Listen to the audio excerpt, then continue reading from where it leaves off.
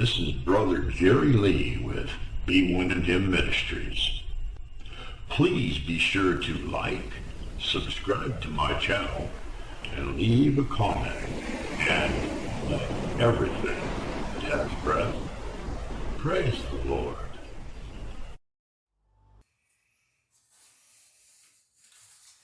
Hallelujah. Praise you, God. Look at just some of the practices of the early church believers for approximately the first 250 years of the church. Now, mind you, in 313, Constantine issued the Edict of Milan, legalizing the practice of Christianity. Prior to that, it was against the law to be a Christian. We have many today that refer to the church fathers as being from this time. But really, the church fathers were the 11 disciples and Apostle Paul, with so many co-laborers, not, for instance, St. Augustine, St. Anthemius, Gregory of Nyssa, let alone theologians such as Luther, and Calvin. By the time the Apostle John had passed away, the world seemed to have completely evangelized by the church. And the church was fully established upon teachings, the commandments of Christ our Lord, and what the apostles taught.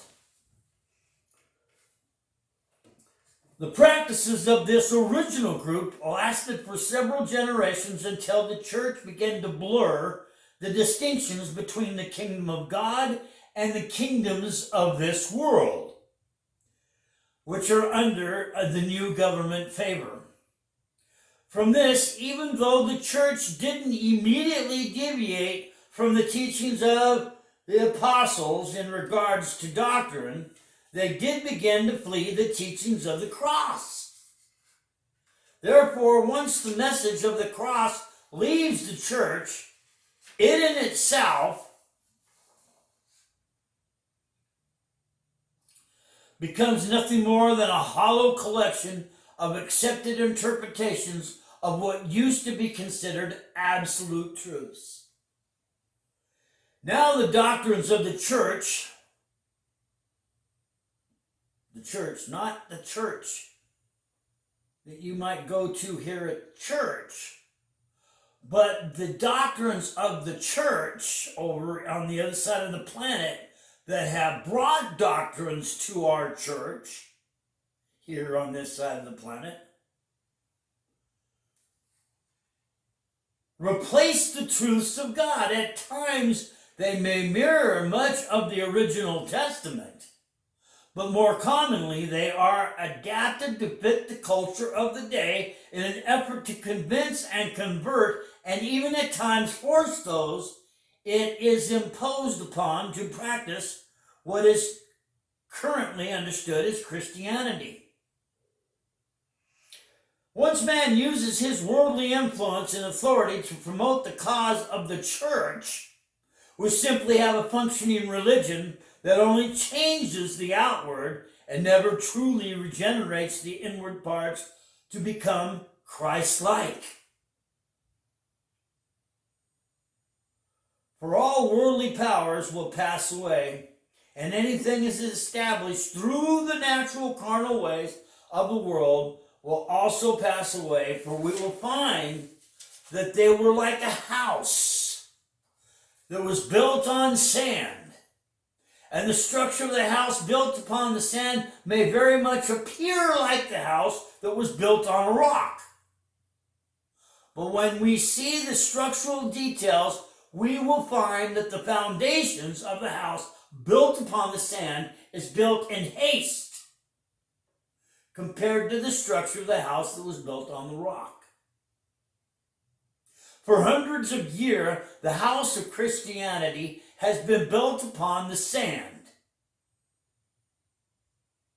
The amazing thing is that this type of structure leads to easy alterations and minimal effort for changes, but not so for the house built upon the rock. Much effort goes into a structure built on a rock. The design is unique, the labor intensive, and there is much greater time involved. Typically, this house could never be built just by one person. It takes a group effort, a community. And it also takes the skill of many who work together for it is to be in order to be successfully completed. Leaving the kingdom principles and abandoning the message of carrying the cross daily leads to the equivalent of building our house upon the sand. And it is upon this solid rock, Christ, not Peter as some may teach, the original church was built upon, that we may revisit soon. So let's look how some of the practices of the original members of the church practiced. Christ was the head of the church, not a board of directors, a denominational conference, a synod, or a delegation, or even simply just a pastor. Elders were recognized for their gifts of establishing and maintaining the church. Bishops were called out of this group to represent an area that the church physically existed. Sometimes the local church met in multiple settings, therefore the bishop was called to give spiritual guidance to the total group of believers for that particular area and give guidance and direction for this overall group. Deacons were appointed out of this same group to meet the physical needs of the local church. Number 3, only men were called into establishing and maintaining the practical, physical, and spiritual aspects of the church. Women were to be silent in the settings of the church fellowship. All members lived modestly according to dress. Men had short hair, women would have long hair.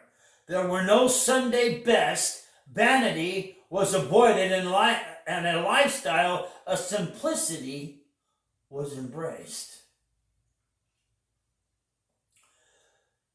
They were model citizens. They paid their taxes, willingly complied with all the worldly dictates of state, where these did not conflict with the teachings of the kingdom of Christ and his commands. Yet they did not mix church and state. They fully embraced the principle of non-aggression. This included not taking the life of another for any reason, nor taking people to court. Even in small matters outside of standing upon the truth, they chose to suffer for injustices, realizing that God also tests the believer's faith by allowing such injustices, knowing that it would produce fruits of righteousness if endured with joy. They also did not involve themselves with the affairs of state, even in judgment against criminals and evildoers. They did not take or swear by oath of any kind. They lived close enough to each other to have a practical working relationship of caring for the needs of those within the local church.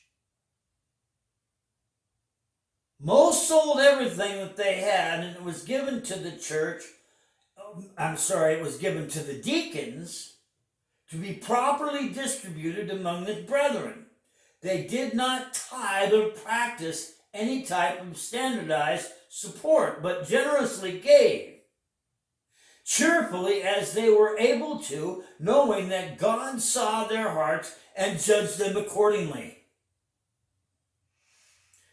They embraced hard work and honorable occupations that did not compromise their aversions to carnality or sinfulness, conducting themselves with the utmost of integrity. They celebrated the physical example of our Lord's last meal with the disciples and also the celebration of communion. They were two distinct celebrations, not blurred into one. Even though they practiced one after the other, the celebration of the physical example of our Lord's last meal with the disciples,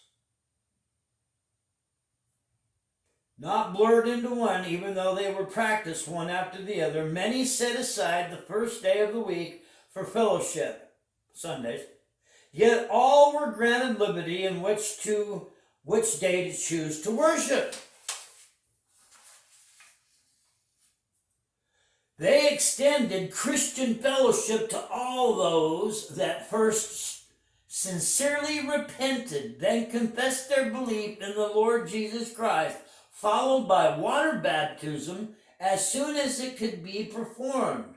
They were slow to excommunicate anyone, and yet they did not tolerate any sinfulness or errant teachings in their midst. If somebody was living in a lifestyle that was contradictory to the Word of God, they didn't allow them to come to church.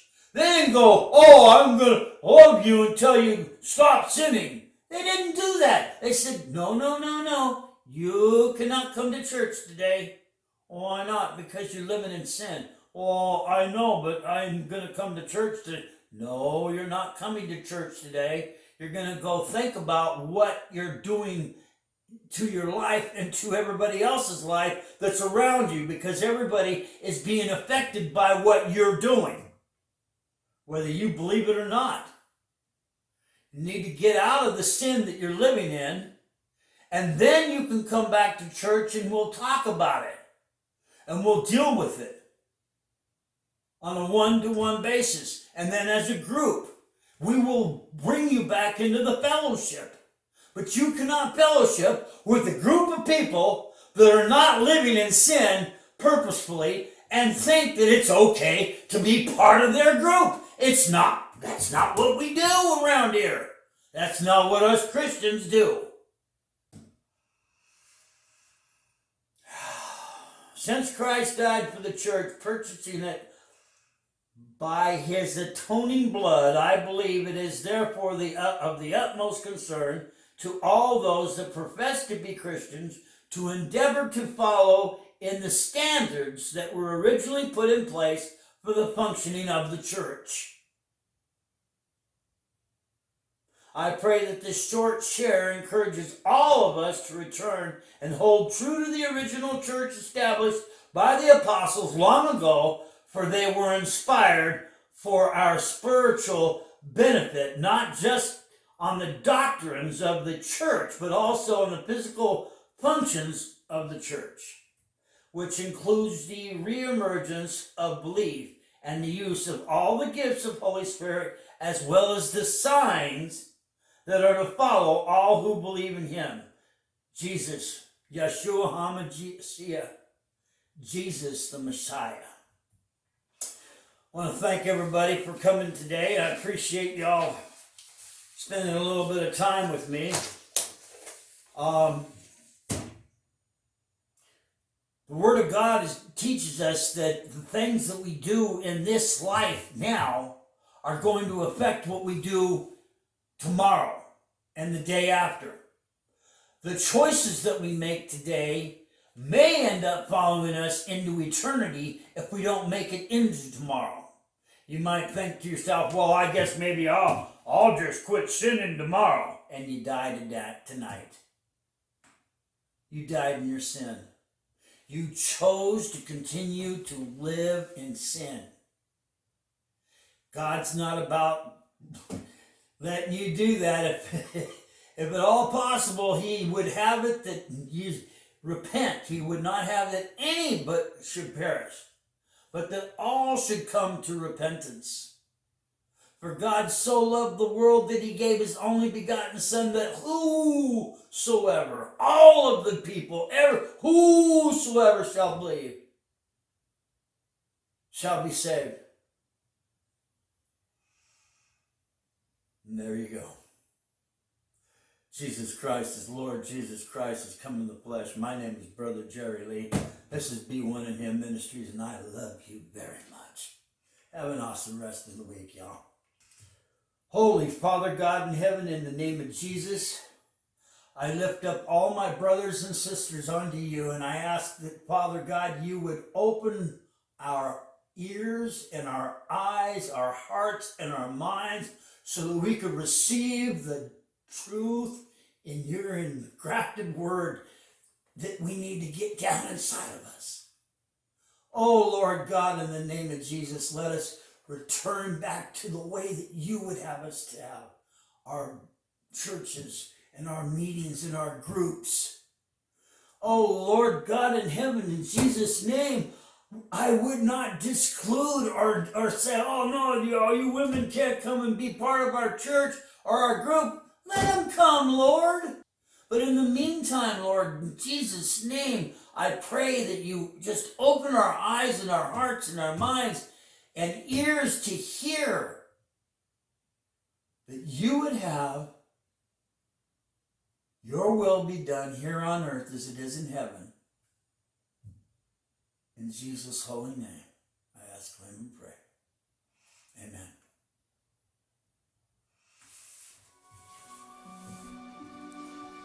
Verily I say unto you, whosoever shall not receive the kingdom of God as a little child shall in no wise enter therein.